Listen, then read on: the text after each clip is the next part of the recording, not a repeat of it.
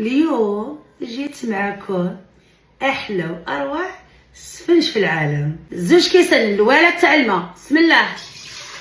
4 تاع كيسان تاع الماء. الملح، عندي خميرة الخبز المغرفة الاولى، المغرفة الثانية، عندي السميد الرقيق، كيلة معمرة السميد الرقيق، 2 كيلات السميد الرقيق. نضيفو الفرينة حتى العجينة تلم لنا، نخليوه في العجان 5 دقائق ونرجعو ان شاء الله يا رب العالمين. هنا خليته خمر وواحد 10 دقائق، هذا ما كان. هبط له الخميره تاعها بهذه الطريقه هذه، واحد 2 دقائق ونعاود نرجع له ان شاء الله.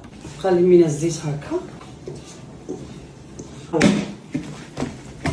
الزيت نديرو غير في البلاطو تاعنا كما هكا. بالنسبه للسفنج بطاطي نديروهم صغار، ما نديروهم كبار.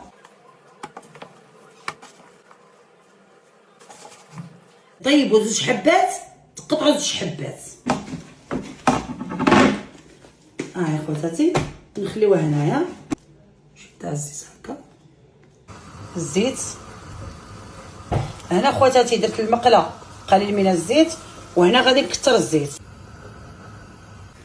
يا خواتاتي. هنا ردوه وهنا حطيه، ترشي شويه تاع الزيت هكا وقلبي هنا، بسم الله.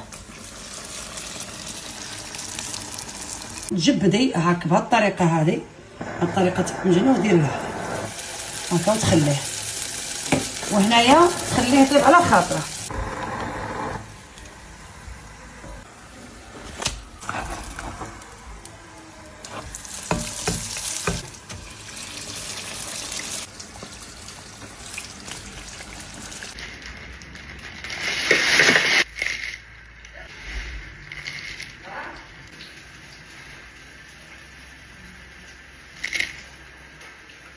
بغيتيها تاكلها سخونه،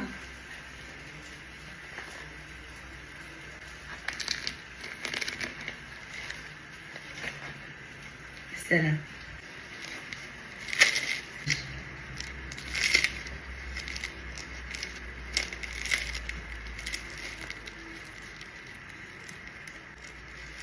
قولوا ما شاء الله خواتاتي.